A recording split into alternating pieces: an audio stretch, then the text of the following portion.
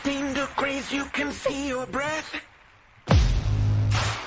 Out here in the lake of fact, breaking tables like it's poetry. Where else would you rather be? Pinto, Ron, Elvis, and the Lay Poncho. The members that you need to know. 'Cause once you out here now, your family. Where else would you rather be? Where else would you rather be? Welcome into the Nickel City Crew. I am your host, Rob Crippen. Please like us on Facebook and follow us on Instagram and Twitter at Nickel City Crew. This episode, along with all of our episodes, are presented by Crippen Legacy Entertainment here on Spreaker and StreamYard. We're so glad that you're joining us for some of your Buffalo Bills and NFL content again today. And as always, these are my Bills thoughts said out loud. It's a vibe so ridiculous. Since 12 plus 83 was 6. The shout rocking like a symphony. Where else would you rather be? All right, let's get straight to it. I am really excited about tonight's episode for a multitude of different reasons. I know that everybody had a lot of fun on Monday night, pun intended, but I wanted to start the show with a little bit of a lighter note for sure. And we're happy. We've been, promoting it, Nickel City Crew, for the last couple of weeks now, letting you know about what was coming up. And it's finally arrived for sure. Joining us tonight, we've got a special guest. We told you about him. Joining me, as always, riding shotgun with me, my co-host, Adam Dump Truck Rupsick. Holla at the crew, DT. Check him out on Instagram at Adam Rupsick, RUPCZYK. DT, we got some shit to get into, man, but we'll get to it later, man. But holla at the crew, DT, man. I know it's been tough. What's man. up, Nickel City? We're back. We'll chop it up a little tonight, but excited to be back home opener. We know the vibe and the meaning of what that means to all of us and how we became and everything in between. So excited for this week. Excited to chop it up, put it behind us, and go. But big show tonight. Let's go, crew. Yeah, let's go. It's a big show for sure, DT, and we're really excited. Joining us, 26 shirts. If you guys haven't gone over there, please hop on over to 26shirts.com. We always talk about it and promote it here at Nickel City Crew, which again, we simulcast on the Buffalo Fan Base Podcast Network. I got in touch with the Godfather, and he was kind enough to let me come and kiss his ring. And then he told me, just don't talk any business on the day of my daughter's wedding. And I said, okay, no problem. So we're happy, man. Reid, one of the co-founders of the Bills Mafia themselves, is in the building, man. Holla at the crew, Del. I mean, we're excited to have you. I mean, I don't know what we have to do. We have to roll out any more carpets, man. But we are really excited to have you, man. I'm excited to be on. That's quite an intro. Thank you so much. That's very humbling. So no, thank you so much. I've been looking forward to this myself. Just getting to even, like you said, chop it up with you guys. I love to talk about, whatever it is you guys want to talk about. Let's do it. Yeah, let's do it then. I mean, I know we can talk about the game for sure, and that's at everybody's mind, but we wanted to talk a few things about you and about the Bills Mafia themselves. I wanted you to kind of bring our listeners in behind the scenes, if you could. Some of our are young. I mean, my kings listen to the show, so some of the listeners may not know about Bills Mafia. They'll hear it, they'll see it on stickers and things like that. Explain to the crew about Bills Mafia. How did it start? I know that there's been a lot of different stories about it. I don't know if it was Kavika Mitchell or if it was Stevie Johnson or whatever happened, but how did it start? Because Bills Mafia is obviously something that we identify with. It's really kind of how it's like a family, to be honest. We always talk about the mafia. The mafia means family, and that really rings true for me and DT for sure. Yeah, no, I'm happy to share it with you guys. I'll give you the abbreviated version because I could go on for an hour about it because there's some of those details and rabbit trails that sometimes I'm tempted to go down. But really, it was a joke. It was a joke I made back in 2011 with Breon Harris and Leslie Willie and a few other folks. We had gotten blocked by Adam Schefter for some teasing that we sent his way back in 2010. When Stevie dropped the pass and went on Twitter and kind of questioned God. Schefter retweeted it like a day later. We're Bills fans, so we're super sensitive, easily butthurt over stuff. and so we started going after him a little bit. And I always say that, like, I promise we weren't being nasty. We weren't dropping F-bombs. Twitter wasn't like the vitriolic it is now, environment it can be now. Yeah. Really, like, for me at least, and if I even saw like an an F-bomb or something. Not back then, I'd be like, whoa, what is this? So now right. it's like, you gotta like whatever you see all the time. But like, we were being good natured about it, and he blocked us, and so I made a tongue in cheek reference to us like 6 months later, called us the Bills Mafia, Mm-hmm. and it was just a joke. It was a joke, and I was in the middle of picking up a pizza actually on a Friday night. I was picking the pizza. I'm waiting for it to get done.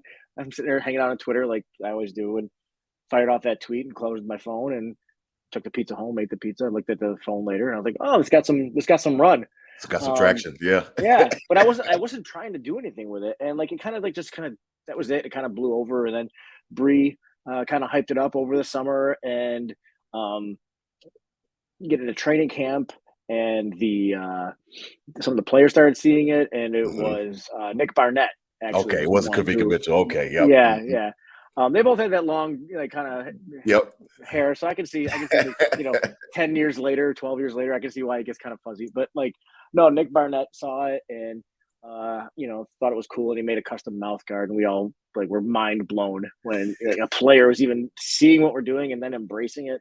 Right. And then a bunch of players like Stevie right away, obviously, Aaron Williams, Fred Jackson, a bunch of players just started using it themselves and everything. And Bree and Leslie and we were getting like our own audience build up from this joke that I made that we were kind of like trying to shepherd a little bit, and created a website and started to like form a little bit of a community, because Bills Mafia at that time was not all Bills fans. It was a smaller subset of Bills fans on Twitter that were made fun of by the fans that didn't think it was funny. So like people used to call us Bills Mafia all the time. Oh, wow. Like, it was like a whole like we were like the nerds a little bit in terms of Bills fans. But we all it did was represent how much we love the team, how much we love each other as fellow fans, as a community, Western New York and Western New York at large, across the country, the world. And we just continued to run with it. We did fundraiser tailgates, and we weren't jumping through tables. I don't even know who started that. That was never us. Somebody jumped through a table once and yelled Bills Mafia, and suddenly that was the thing. But but we've always really wanted to stress the family part of it, like you mentioned, because we're all, we only knew each other because we were staring into our phones talking about football. We shared that connection. We shared that love. And there was that, like, to use the word, connection that we had. And so it was another fan, Sean, I can't remember his last name. Dude, if you're watching this, I apologize. He actually coined the term fan base. Okay. Wonderful. He said he was trying to explain it to his girlfriend or whatever. And he said, yeah, we're like a family. We're a fan base. I guess it's kind of like a fan base. Wow. And we saw that. We're like, dude, all right. That's crazy. Yeah. And I said, can we run with that? He's like, yeah, absolutely. Go for it. And so we, when fast forward a couple of years, we created a nonprofit because we were doing stuff, and we didn't want to going it through our accounts. We wanted to have transparency. And so we called it Buffalo Fan Base Incorporated was the name of the nonprofit. And it just grew and grew. And then 26 shirts grew out of that in 2013. And it's just gone to the point now where, Bills Mafia, the Bills themselves have adopted the term. Yes. And people thought they stole that from us. And really what it was they saw how popular the term was with the fans, with the players. And they said, we gotta embrace this. This is they're talking about us. They're talking about, And so they brought me in before it was even announced that they were, going to pursue that and everything. And, I had the opportunity to really talk with them at length. Ron Rakuya, Kim Pagula, got to really stress to them, like, this is not about, like, I know I own a t-shirt company, but this is not about t-shirts. This is not about merchandise. Bills Mafia is about community. It's about the family that we are. And they really seem to understand it, and credit to them, because they could have just taken it and said, this is mine now, and taken it and run with it. And like, what are we going to do except for like fire off mean tweets, Right. Yes. And so they really embraced the origins of it, and they understood why we were doing what we were doing and what it represented. And, I've always had, their ear in terms of like, if there was something that I wanted to, express, or something I was concerned about, they would always listen. And that continues now. I mean, Ron has left, and obviously Kim Pagula's situation, we pray for her. We hope for the best for her. But everybody in that organization that I have dealt with outside of even those two names have been awesome to work with. And it's cool because, the last thing you want is you don't want weirdness between you and your favorite team, right? Right. You know what I mean? Absolutely. So, that would be horrible. and there would have been no weirdness with them for me or for them with me. Who am I? They don't You're right. Reid. But Right. it was great. I mean, they have like I said, they shepherded it. They've done a great job of it, and they're always open to input. So.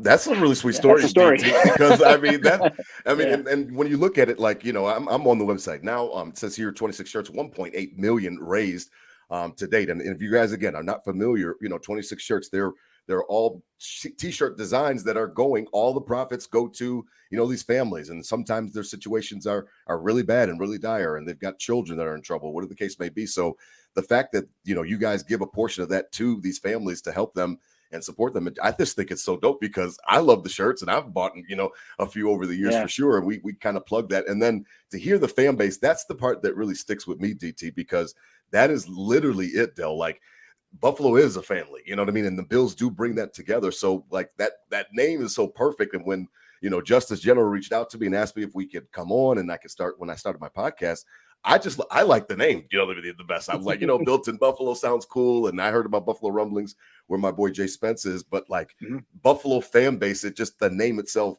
really intrigued me. So again, we really appreciate it over here, DT, because that's pretty cool, DT. I did not know the fan base part about it.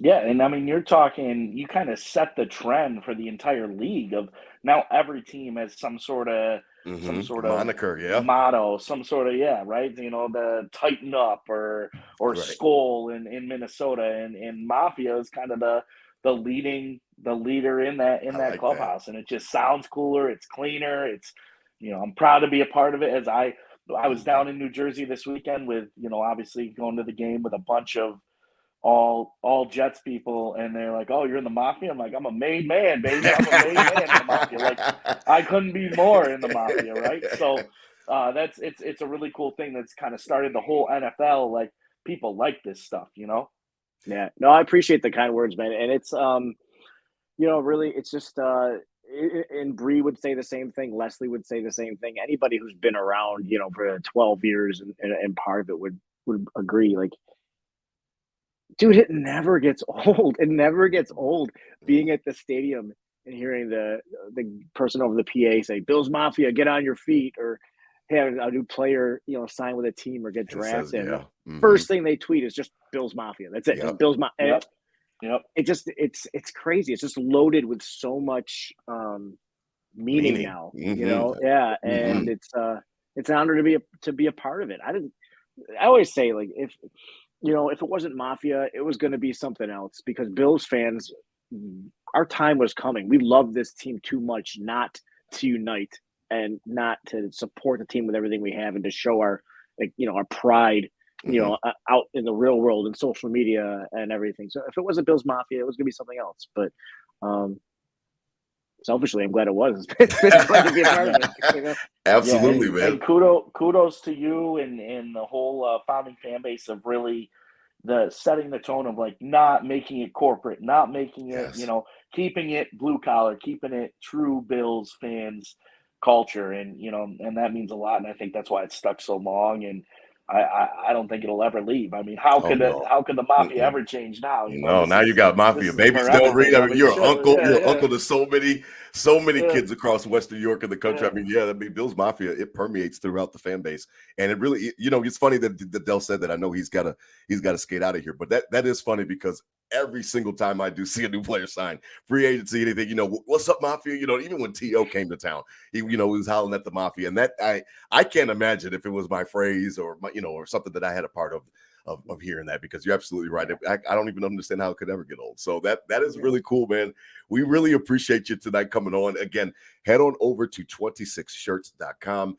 Again, all of the proceeds, a portion of the proceeds, they actually go to these families. They go and actually help these families out that are going through some things with their t-shirt designs. And again, the shirts are they're dope shirts. They're so dope. I mean, I love them. You guys are always coming out with the good stuff. Yeah, man. We're trying. Sure. We're trying. I got an awesome team. It's not just the Del Reid show. I got an awesome team that's working with me on that stuff. And but yeah, it's a great. It's fun to do it. It's an honor to be, like, at the stadium or be at Wegmans or wherever, and somebody's wearing one of the shirts. You're like, oh my gosh, never, like, nothing. That's pretty cool. nothing's handed to us. We work for it. We appreciate it when people appreciate it. So it's cool to be a part of this family, this fan base, that we have.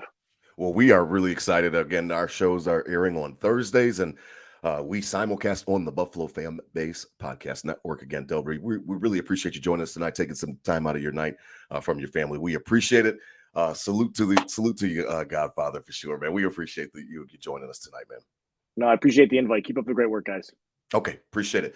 Take care. DT, man, go Bills. Yeah, absolutely. Go Bills. I mean, those are some cool stories, man. I mean, I could not even imagine being the founder of the Mafia. Like he said, you hear it in the stadium where you see, like, you just saw your water bottle. Like, that's pretty crazy, man. And I love that. And I love that point that you said about corporate. I'm sure that they make some money, but they did not let the Bills steal it from them and take it from them and make it all buttoned up. And I really like that a lot, DT. For sure.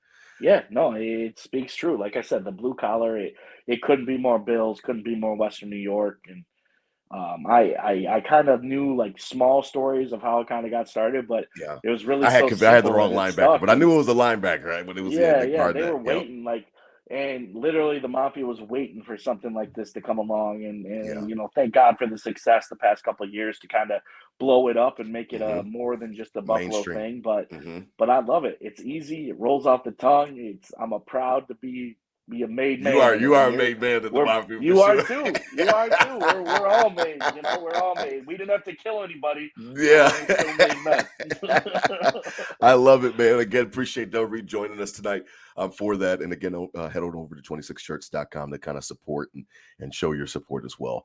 DT, we got to get into it. And you know what I mean? Like, I really appreciate Del kind of coming on because it kind of gave it a little bit of levity to start the show. DT, man, I've had a really hard week. I know that you and I talk off air all the time, and this week was really, really tough for me. Now, we'll get to your report from the Meadowlands, and we'll get to your MetLife Stadium experience. I know that it was raining and it was going through a lot of stuff down there, so you had a definite experience as well. Before we get to your game day experience in Jersey, DT, I need to sit on the couch if you don't mind. I have to lay down on this couch and I need your help, man, because I'm going through some things right now, DT. I am working against, I don't want to change how Josh Allen got behind me. Okay. He got on the Madden cover because of some of the great things that he does and leaping over linebackers and cornerbacks and doing the things that he does that makes him Josh Allen. However, there is a clear problem that I'm seeing with him, and it goes back to last year, and I know that you and I have talked about it, and I'm having some trouble kind of reckoning both of them because I don't want to neuter our quarterback. That, again, is why he's over my shoulder on this Madden cover. So you can't get the good without some of the bad, and I understand how that works. You can't ask somebody to cook you a gourmet meal in the kitchen and then bitch that the kitchen's dirty. You know what I mean? That's going to happen. So there's going to be some stuff that's spilled. Boy, DT, I'm going through right now, and I'm having a really tough time. Bills, as we all know, lose on Monday Night Football in inexplicable fashion. Aaron Rodgers goes down 4 plays into the game, DT, and we lose to Zach Wilson for a second time. It was inexplicable. Defense played well. They were providing pressure. Even the secondary was good for them as well. They only had one big run out to Breece Hall, and the only way to lose that game, DT, was to let them in the game and keep them in the game. And 17 did a damn good job of it, and it's really got me messed up, to be honest, this week. I'm just being honest, man.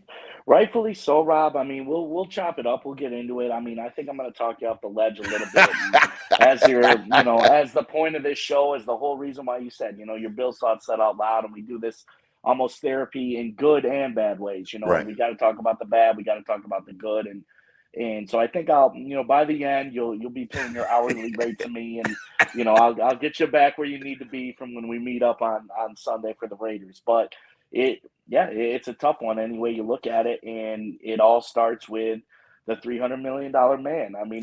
If we're not paying our quarterback $300 million, you can look at a lot of other excuses in this game.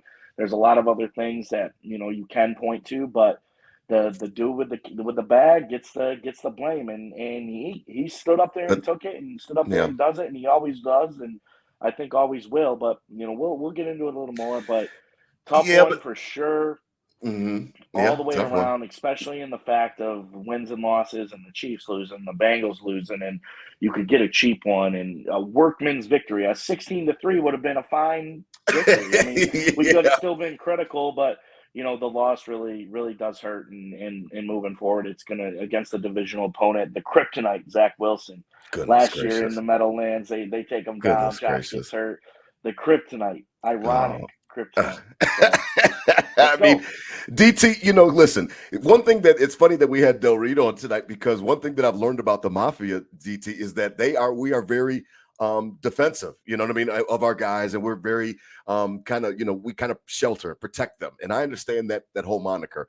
One thing that the Mafia has made very clear is that, they don't like when you talk ill about Josh Allen, and they'll go at anybody's neck. They'll go against, Dolphins, any other fan base. But the problem is that they'll also come at your neck, even if you're a part of the Mafia. We're fellow members. Listen, I don't think that there's anything wrong with being critical of Josh Allen, and you've talked about it just to start. $250 million, 150 guaranteed. So there's a level of accountability that comes with that. So because of that, I don't think that there's anything wrong with being critical of his play.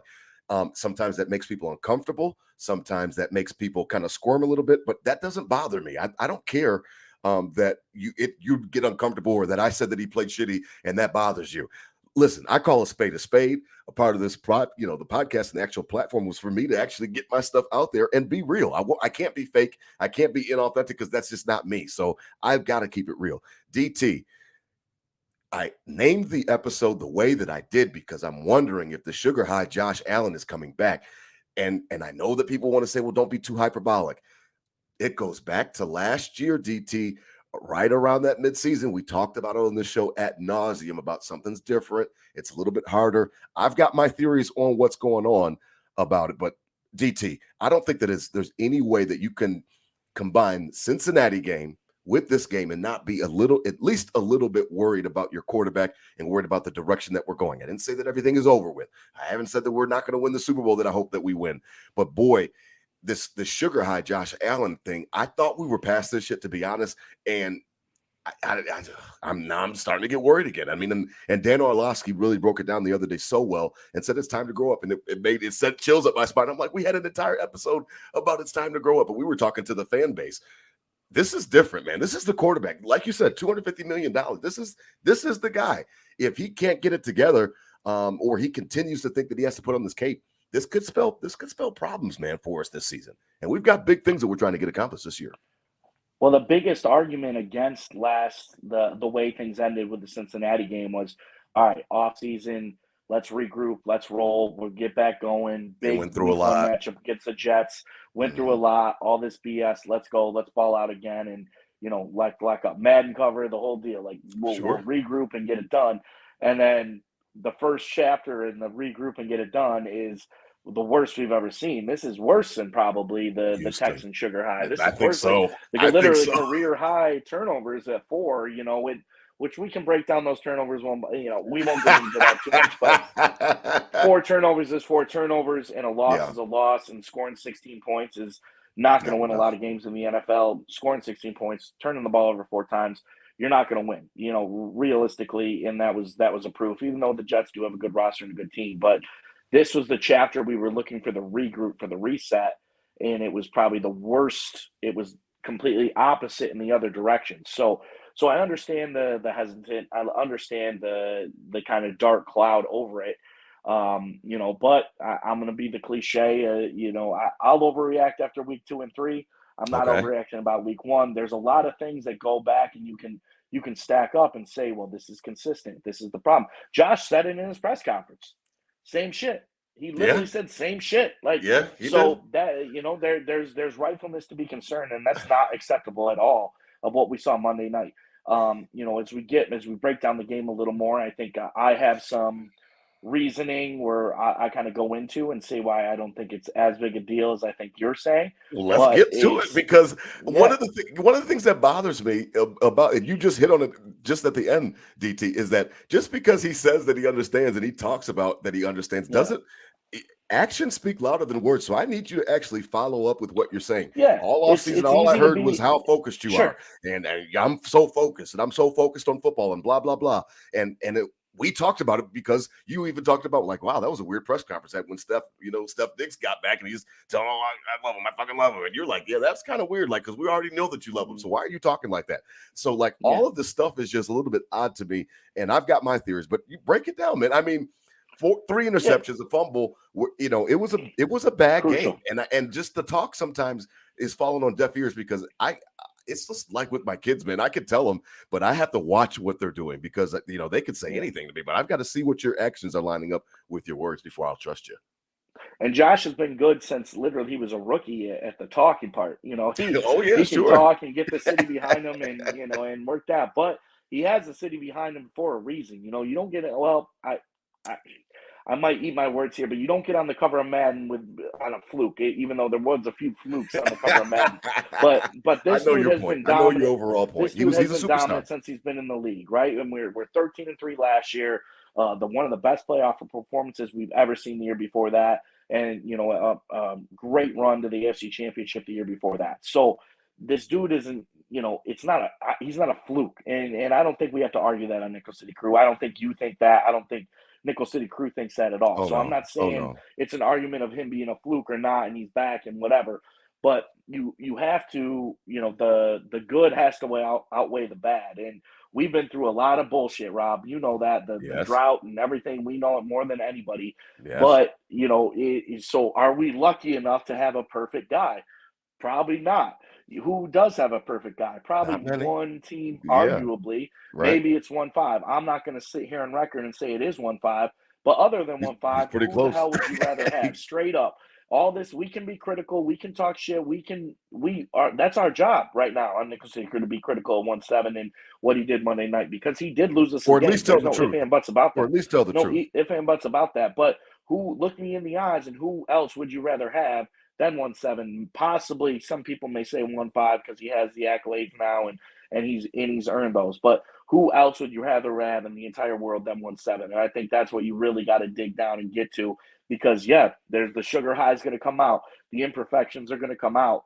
But the good outweighs the bad. For the last 4 years, we fell in love, and the world and the city has fallen in love. Bills Mafia has literally made this dude Elvis then some, like darn near close to Jesus himself.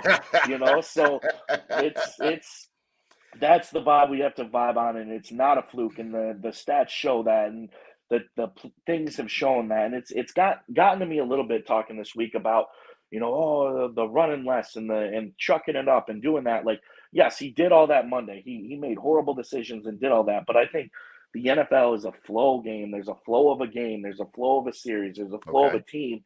And there was a lot more going on, I think, Monday than just Josh being sucked. Like, he did suck straight up. What were some of the things that were going on? Talk to me. Right, so let's break it down, man. I mean, don't beat around the bush. Help me. Being in that stadium with that energy, Aaron Rodgers coming in, being it's going to be a battle, a division rival battle between, Rodgers and Allen. It's the start of a new rivalry coming in.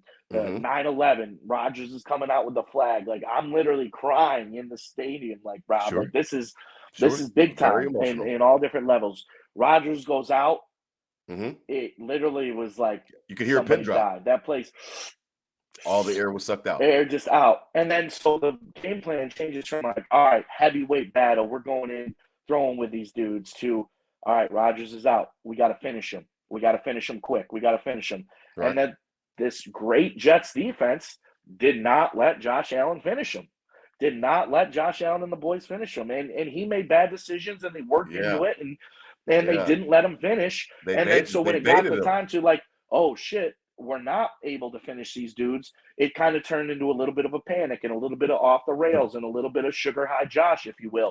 So I think they were baiting him, though. I think they were baiting him. And one word that I keep hearing all week, DT, I'm an avid WGR listener. I keep hearing boring, and different guests keep coming on and talking about boring. And he's got, does Josh Allen have a problem with boring? Because listen, the number one, that's my point. The number one thing for the quarterback is to protect the football.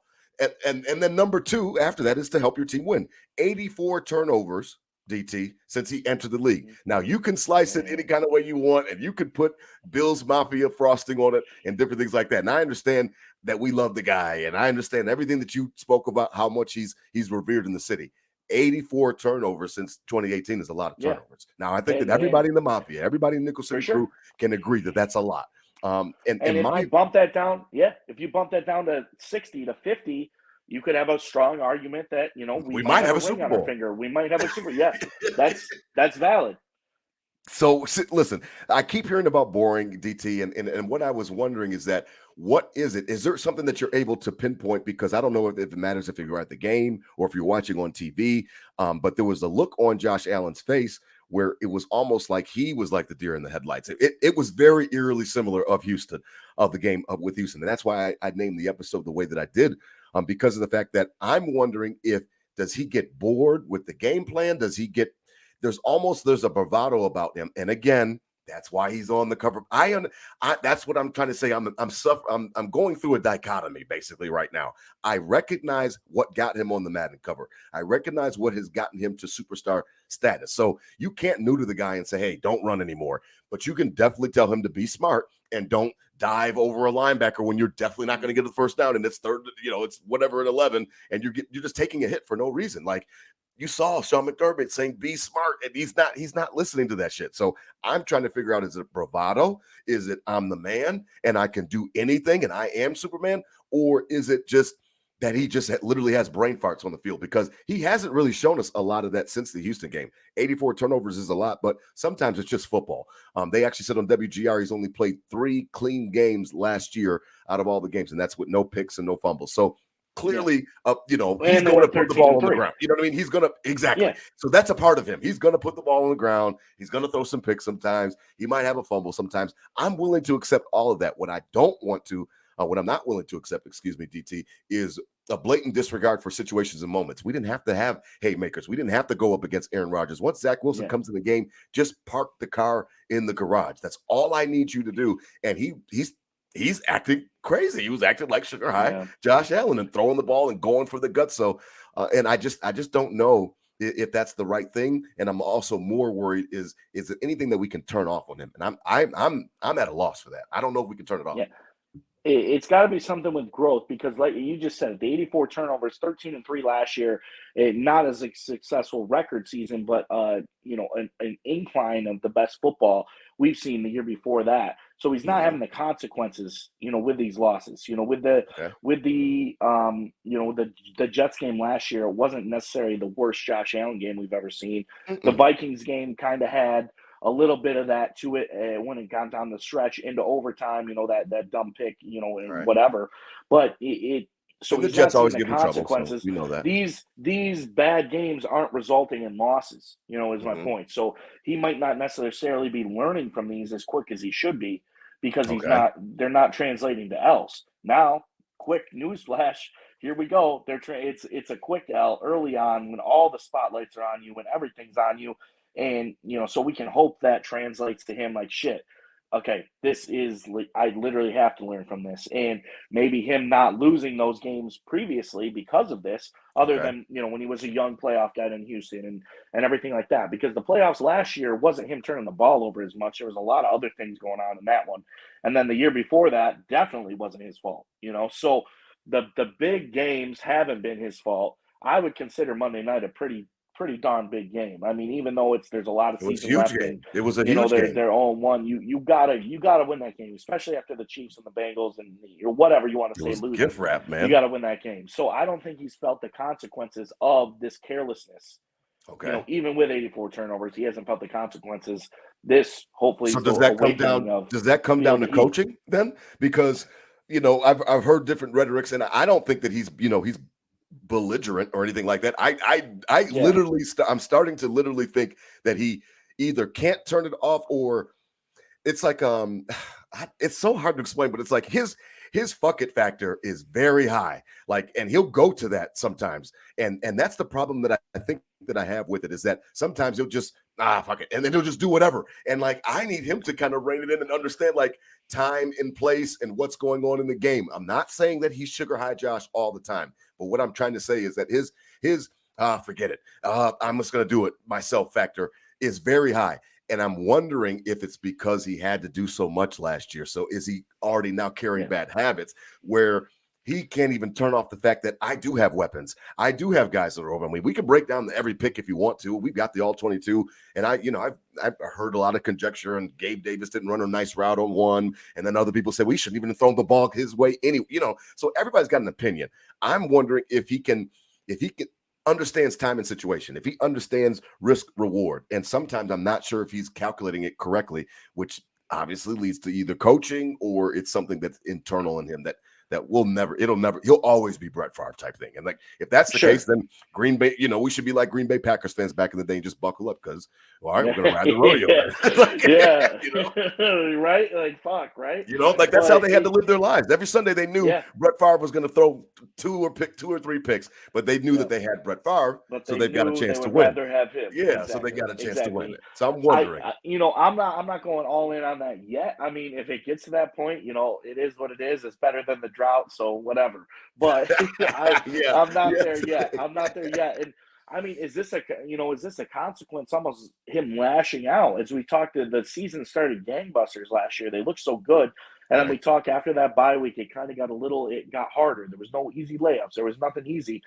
And is it similar to that now coming into this year? And Josh is kind of lashing out, like, all right, this is too boring. This isn't the offense we're used to, where I'm the most dynamic in. So I'm going to start hucking it down the field and not throwing picks on purpose or anything like that. No. But just like shit, I'm going to launch it because it's not in the game plan, and this is where you want me to be. I want to be dynamic. I want to be launching it. And that's not a good thing either. I call it FIF. It's the forget it, fuck it factor. Like, he's got a high. It's a high factor for him sometimes. It's interesting. Go ahead, DD, please. It's interesting, man, because I'm having a tough time. I think super fair to be critical. It's on him, but it's always been like that. It's not like he's just been. We want him to take control. We want him to be the alpha. And then he does, and it's not working our way Monday night. And it's like, oh, Josh, you're playing hero ball. You're doing this. And so it's someone stupid, man. I yelled at my TV, DT, when he's on the sideline. He tries to gain an extra yard, and it's the first quarter, the first game. Why are you getting smacked? Yeah. I yelled at my TV, like, just get out of bounds. Like, why are you? Straight. Sometimes I feel like he's flexing, or sometimes I feel like he's trying to show. He wants the next hurdle. Yeah, he wants the next hurdle to be Josh Allen hurdle, because he knows the reception the Mafia will give him for that. But you can't play to that though, DT. You can't. No, you understand what I mean? That's not going to win you a ring. That's dangerous. I can't have you making decisions because you want to make another poster or you want to go above Allen Street. You know what I mean? I can't have that. I don't need that. Like, that's not part of your job description. Your job description is not to jump over linebackers and corners. Now, it was cool, and how many people have it in their man caves? Yes, we've talked about that at the beginning. Like, Josh gave us another highlight. He gave us another man cave poster, or another woman cave poster. Like, I get it. I don't want you thinking about that shit, though, when you're stepping on the field. I want you thinking about doing your job. You got a game script. You've got different things that you want to get accomplished. Your OC wants to get accomplished, and we're going to talk about the OC here in a minute. It's just I'm worried about the fact that his FIF, his fucking factor is so high that I don't know if he's able to turn it off. And I'm not trying to play both sides. I know what you're trying to say.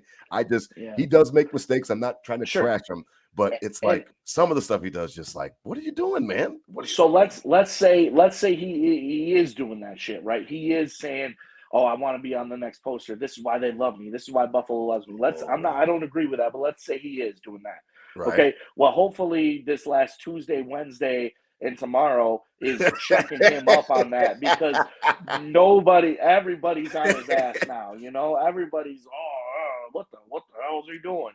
So I hope that kind of clicks. Like, oh damn, like the Mafia actually doesn't want me to do all that shit. Like, if I win, it's cool, but if I do that shit and we lose, I'm a you look like a buffoon. You look like a buffoon when you were jumping over guys with your 11 yards, 7 yards from the first down marker. You're just taking hits for no reason. Now, as we continue, and we'll begin to wrap up a little bit, but I still got some stuff to get off my chest. We talked about coaching, DT, and I'm interested because you already know that I love Dable, and I thought that we fired the wrong coach. I'd rather have an offensive coach, and yada yada yada. Now, that I was premature on that. You know what I mean? Nobody's been calling for Sean McDermott's job or anything like that here at Nickel City Crew. However, you all know my disdain for for the choice that they made.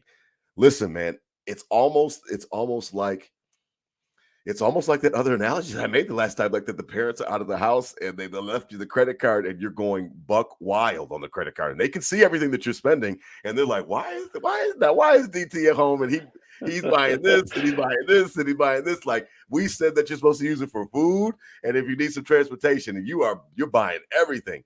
Listen, Dable had an accountability. He had some type of relationship. I don't know their personal relationship or anything like that. I know he's a Buffalo kid, but he had his ear. How about that? And he had Josh's respect. One of the things I've always been worried about with Dorsey is that they're so close, and that's going to lead to my wrap up. But they're close and they're boys and stuff like that. And I don't know if it's almost a peer relationship, and I don't need him to be a parent or anything like that. I'm talking about I want you to respect your coaches and look at them as coaches. I'm sure he looks at Sean McDermott totally different than he looks at, Ken Dorsey. They're closer in age. They both play quarterback, yada, yada. There's a lot of different comparisons and similarities. I don't know if he listens to Dorsey the way that he did Dable or maybe just Dorsey's not as good as his job as Dable was because Dable had his ear and this shit he cut out quick and he would get on Josh and he would chew out Josh and maybe, Josh was in a different, point of his career, maturity wise, and he's coming up through the ranks. 2020 had just happened when he really, hits that meteoric rise, but it's different.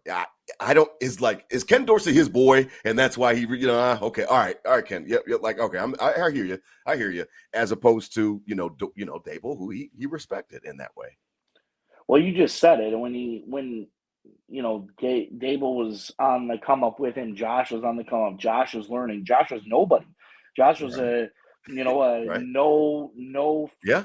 He was still the inaccurate quarterback from Wyoming. In the first round. Mm-hmm. Everyone talks shit. Right. The Bills wasted a pick on him and everything. Comes up, builds with Dable, gets good, makes that run. Is electric in every avenue. Kind of gets a little taste of what he could be. He leaves, and I think Josh kind of has that on his shoulders of okay, like I'm him now. Like I have to be that guy at all times. And Dable coming in probably a little more. Not as matter of fact, a little more, hey, let's talk about this together, let's do this together, and that could have possibly led to Josh kind of not disrespecting him in any way, but in a completely different mindset of I need to do everything to be a superstar and winning a championship for Buffalo. Dable has the blueprint, has the mindset too. I know I can do this shit. Right. Dorsey, let's see what you got. I believe in you. But, it's not so much like I need you anymore. It's I got this, call the plays, as opposed to I need Dable, get me big. So that's just the progression of anybody. But any great has to ride and develop like that. That was the story of any great ever. I mean, Tom Brady, I'm sure the same thing happened. Maybe not. There's a maturation process. Yeah, there's a maturation process. Yeah. So, but when you become mature, you have to also take that maturity to another level of of listening to coach. So it might be both of those things. It might be Josh kind of taking he learned how to drive with Dable. Now he's drifting in the Camaro around the corner, and Dorsey might just not have as nice a car as Dable did. So it could be a little of both. Okay, yeah, I can respect that. You know what I mean? I can respect that it might be a little bit of both. And I'm wondering about it now. As we begin to wrap up, it's a situation where I know that it makes some people uncomfortable. But like I watched, the quarterback. One of the things that I took from the quarterback, DT, one of the biggest things that I took from that, with Mahomes specifically, with 1-5 that you talked about earlier in the show. And I preface this knowing it's a production. I understand Hard Knocks is a production and yada, yada, yada. They're showing you the things that they want to show you, and they're showing you the best things that they can to get ratings and yada, yada, yada. However, the biggest thing I took away from the quarterback series with Mahomes was that he cares, DT. Now, let me explain before I know Mafia is I know exactly how the Mafia is. I can see the vein popping out of your forehead right now or getting ready to. Listen, it's interesting because I know that Josh, I'm not saying that he doesn't care or anything like that. However, there is a level of preparedness. There's a level of just a level of just preparation in general. Like I want my starting quarterback And this is me. This is my rosy view. I want my starting quarterback to be obsessed with football. I want him to be like Jordan, like Kobe. Kobe was obsessed. Doesn't mean he's not a family man. Doesn't mean he didn't care about his kids. He carved out a time and he compartmentalized his time. However, the number one and most important thing when they weren't with their family was their craft. And Mahomes strikes through that way. Now, I don't know, obviously, everything that's behind the scenes or anything like that with Mahomes. However, it was clear to see that football was very important to him, even after the success of winning a Super Bowl. And then in addition to it, he wanted more.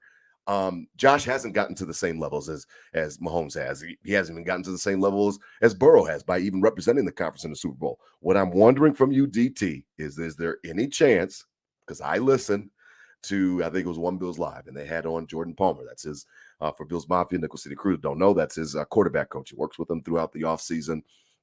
And they're really, really tight. And on One Bills Live, they had Jordan Palmer on for an interview, and he talks about he's promoting his podcast. He said, hey, I got this podcast, The Quarterback Room, QB Room. Check it out. Josh Allen was on the last episode. And he says, you should watch it too, because then, yada, yada, yada. I only watched it, DT, because I wanted to see Josh. It was right before the season when I watched it, and I wanted to see him. This dude loves golf a lot. Not saying that he can't have any other hobbies, or I am tiptoeing. I am doing the best job I can right now, Nickel City Crew, Bills Mafia, to paint this the right way. He loves golf a lot. Like, he loves it a lot. It's important to him. That's fine. He can have interests outside of football. But when I look at him, and I was watching that interview, and then he said something that struck me. He said that he was the best athlete on the planet, he thought. And you want that, you know what I mean? To be a professional athlete, you've got to have bravado. You won't make it in that league. They'll chew you up and spit you out if you don't have confidence, if you don't believe in yourself. So I like that dog that he thinks that he's the man. But I think that there is a cocktail mix that comes together where it can be deadly to our Super Bowl hopes. He thinks he's the man. Okay, I'm the man. Loves the golf, so I don't know how much you're doing, in the offseason. Madden cover. He's got the new actress, and we'll keep all the other stuff and I'll leave all the other stuff out. But, he's got a lot going on in his personal life. We'll just say that, to say the least. I mean, talk to me, DT. You know what I'm trying to say, and I just want you to talk to me because of the fact that I'm not saying Mahomes loves football more than Josh Allen, but what I am saying is that it's very clear to see that it's very important to him. Sometimes I'm not sure how important it is. And again, I'm leaving it with the caveat that I don't follow Josh Allen around. I'm not a fly on the wall, so I don't know. But boy, I wonder about some of that shit. I really do. I did. I watched it was like 40 minutes. I watched it. I mean, they must have talked about golf and whiskey half the day, and that's fine. He can drink his whiskey, and he's a grown man. He can go golf, and he wants to golf the 100 courses, the top 100 courses in the world. But like, he was like naming them, and he knows them. And like, I want you to know your craft. I'm not saying you don't know cover two shell like that, but I'm just trying to say that I'm sometimes concerned about how much does this mean to him, and I say that full knowing. I've got the Madden cover right behind me. I enjoy his success just like every other Bills Mafia member does. Well, on the one end, Rob, yes, that's tough because you don't want your dude to be a robot. You want your dude to be and Sure. When you become a superstar in this league, you got to be in the public eye like that. You got to be in the commercials. You got to be out at the celebrity golf tournaments. You got to be, you got to be that celebrity, that that point guard of life. You have to be there. Mahomes and those cats are right there with him at all those tournaments, at all those things. But I do get what you're saying. And when success doesn't come from that, it's easy to kind of lean back and say, oh, maybe he likes to, have too much fun. He likes to golf too much. He likes to do this too much. That was a good point you said in the Netflix series, Rob, on the quarterback, because Mahomes has had the success and he's still hungry and wants it more and wants more and needs that. And we kind of talked earlier about Josh having that success to become a superstar, but doesn't have any accolades for it. And is that what's kind of getting to his head, and that bravado and like, yo, I'm good enough. I'm on the cover of Madden. Like, I'm all this stuff to be a superstar in this league and be great. But he hasn't won anything yet, right? So Mahomes can, do all that and win the bowls and do whatever you need. But in the other hand, he still wants more, and we see that he wants more. Josh can say it in the press conference. He can say it. He's focused on football. A Super Bowl to Buffalo literally means everything to him. He said that multiple times. But then we see him in the offseason playing golf, dating Haley Steinfeld, whatever the case is, and then losing week one in horrible fashion. So I think you got a point, Rob. I mean, it is true. I'm not trying to because talk you what into else is it? Is it that, or is it he's not good enough? I don't is believe it that, or he's not good enough, or it's some of the stuff that we talked about earlier. Yeah, some of the stuff that we talked about earlier. So those are good points. I'm not going to dismiss them. I thought tonight I was coming in a little more combative with you. I thought we would be bashing heads a little more. This would be our first Nickel City crew of really kind of going at each other of like, nah, like, so, but no, it's a good point. Now, like sitting here and listening to it, thinking about it, like not blaming it on that, but you see 15 who does all that stuff too.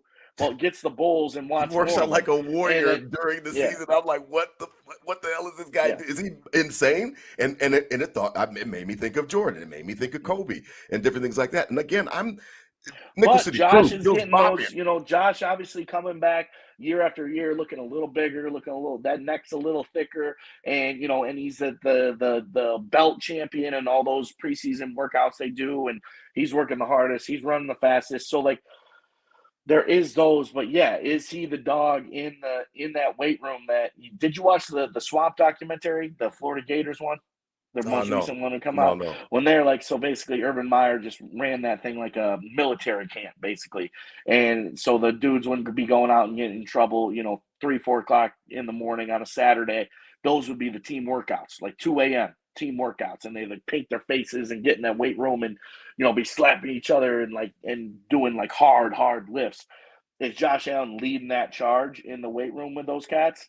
We don't know, but I'm trying to be fair. I'm not even talking about I'm trying to be fair. He needs to level up and get those accolades, and then the golf and the whiskey and everything is cool. Like, oh yeah, our quarterback's sick and does this stuff, because that's what Patrick Mahomes is doing right now.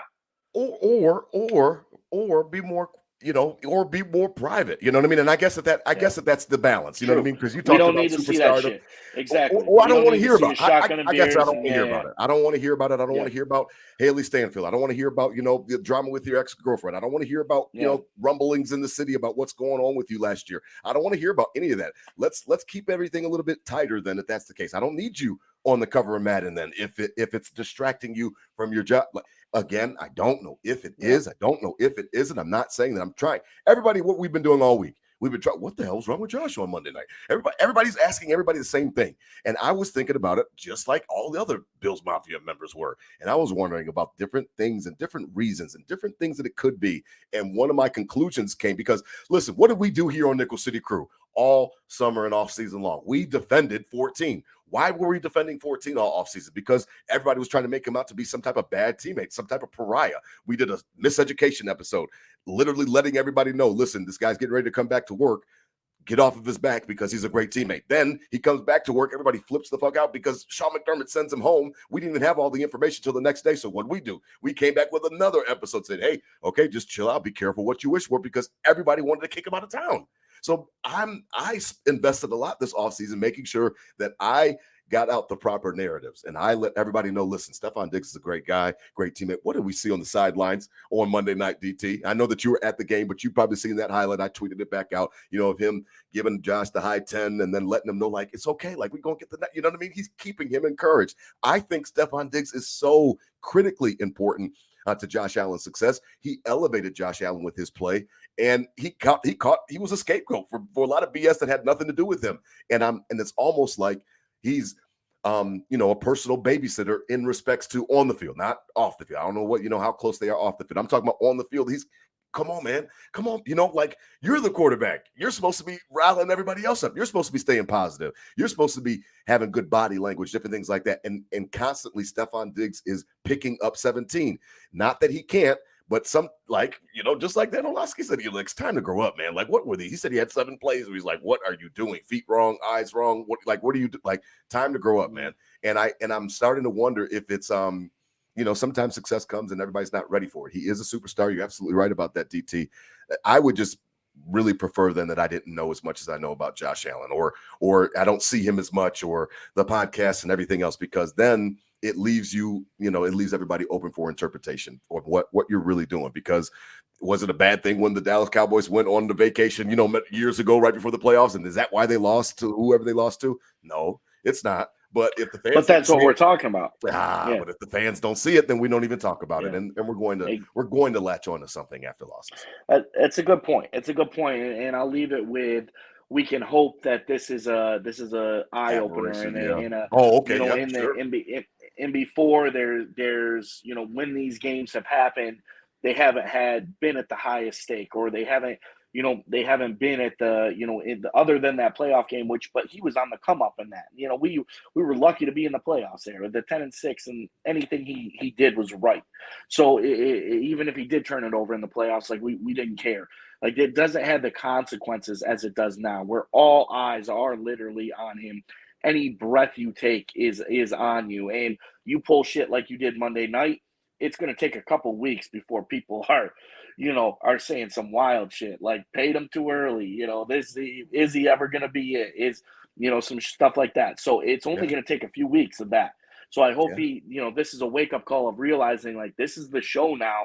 You are the guy. You've done everything to be the Elvis, to be the guy, to be in the limelight everywhere else. So this has got to be the wake up call.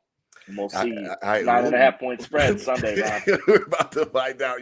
Sunday. I can't wait for it. We'll wrap up tonight. It's going to be interesting. I hope that we don't lose too many listeners or anything like that. I didn't say anything. I'm just. This has been a very fair episode. I think I'm just trying to point to different reasons, and I'm pulling at straws just like everybody else is trying to figure it out. We are going to find out a lot, DT, on Sunday, and you're absolutely right about that. I'll leave on Saturday. I'll get up there. I'm going to check you out and check out my best friend, Ace, and he's got his beautiful daughter, and I'm going to check out some of my cousins and stuff like that. And then me and you will see each other Sunday morning, man. How was it as we wrap up tonight, DT? Please give us some intel from MetLife Stadium. I know that the rain was crazy. We had planned to try to do a surprise YouTube live for you guys. We were going to try to come on for 15, 20 minutes and let DT take us around the parking lot a little bit, and then the storm literally put a kibosh on it because it was raining cats and dogs. Tell us about the experience, man, because we are really interested in hearing about what happened out there. Good. I'll tell you this. A lot better than expected. I'll give New York, the downstate, all the kind of the qualms and pre-negotiated ideas I've had in my head. They proved me wrong a little bit. Everybody was pretty respectful. It was a pretty chill vibe. I don't know if that's because they have no faith in their team or what the case was, even when they had Rodgers for the first 5 seconds. But it was a good vibe. We rolled in, took a party bus in there from New Jersey. As we rolled up, like you said, we're getting the alerts on our phone. Shelter in place, shelter in place. Big thunderstorm rolling up. Get in, horrible rain. Couldn't get the link loaded. Was trying to get other phones involved. Couldn't get the link loaded. It kind of reminds when you try to get up to in the stadium of the Bills, and you don't got service once you're inside the stadium. It was that vibe outside of it. There were just a lot of heads, a lot of service flying around, a lot going on. People talk shit about the stadium itself, a bit looking like an air conditioner. Okay. Once that rain passed and it was kind of like that red sky dusk over it, it looked pretty sweet. Right? Yeah. It looked pretty sweet. Tailgate was all right. It's no grass lot, Big Ben DJ and tailgate, but it was a good time. People were ready to go. Big Ben and I was and I'll admit I was out there hyped up, as you know. I was out there. Yeah. I've been waiting a long time for this day, long time for the turn, and I was talking some shit. Not so much to you're right. Not so much to the Jets fans. Not so much to the Jets fans. To the Bills fans. Out loud. Exactly. Yeah. Going up to the Bills fans, getting people's face let's go. And my line, take care of business. I ate my words quick, was 17 about to bless these bitches. That's what I just kept saying over and over and over again. 17 gonna bless them. And he did, obviously. I love him. I love it. But the crew I was with, all Jets fans. I was literally on a bus of 30 people. I was one Bills fan. There was 29 Jets fans. Oh my gosh. I was not. It was not swimming in advertised the proper gangrene. way. Yeah, Oh yeah. my I thought goodness. there was going to be the Bills people met us there that were sitting with us. They Okay. weren't on the bus though. So I was Oh 1 versus wow. 29, Rob. And so I was in Wow. it. Was that uncomfortable? That's like that new. That's like that new No, commercial. that's what I'm saying. Yeah, that's Those what I'm NFL saying. So commercials that they keep showing people yeah, displaced. it was almost like I was like a somewhat of a zoo animal, like they were like, dude, Bills Mafia, what's it like? Like, you're Bills Mafia, you're diehard Mafia. And I'm like, you're damn right, man. And like, I they're love it playing because Rick even the Ross on the pictures that you bus, sent and me, I'm just, you can see their oh faces yeah, in the background. Like there's like some Jets yeah, fans in the background of the picture, and I will yeah, post that tomorrow. I will post that so yeah. that goes along with this episode, and I put it out there on Thursday. And they were looking at you like, "Oh my god, Yeah, this is really yeah. what they've I been was talking a about." zoo animal, man. Yeah, so I'll give it to the whole. It was better than I expected. Okay, We get into the that's cool. game. That whole intro was amazing. Yep. 9/11, the lights off. It was emotional. I was, Hmm. everyone was crying. You felt the beautiful country we live in, and Never why we're forget. free and why who we are. Like Never forget. it felt good to kind of come together for that moment. And and the game starts and Rodgers goes down and kind of the air comes out, but then obviously I'm still running my mouth. I'm like, number 2 is Yeah. my favorite player. I love Zach Wilson. Oh And god. it Yeah, yeah, yeah, yeah. yeah. Absolutely. I So mean, so that's I knew crazy. Carmen was coming on the way out. I knew Carmen was coming on the way out. I kind of just put my head down and got to that bus as quick as I could, but nothing too crazy. But it was a That's good what's up. experience.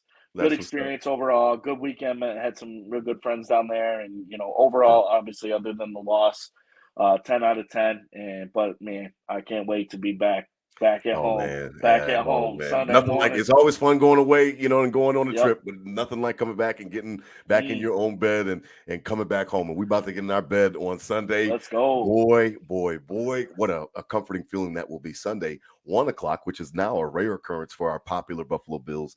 Our Bills kick it off. Las Vegas Raiders. They're coming across the country. I think they're already. I heard on WGR today. They're Yeah, already in they West stayed Virginia. out here. I heard Yeah, they're that. in West Yep. Virginia somewhere, hanging out to kind of cut down on the travel time and the lag and stuff like that on their body. So, no problem. I mean, get acclimated all you want. You have never seen Bills Mafia like this on opening home opener. I mean, like this, it's like a holiday, DT, and you Yep. already know that. So Yep. I'm excited for it. I know you're excited for it. Again, I will see you. I'll probably still see you Saturday, man. I got to catch up with you Yeah. anyway and Yeah. give you a hug, and then we'll be out there before like we always talk about, before the people are even ready to collect the money. We will be in the grass lots. Yeah. Check us out.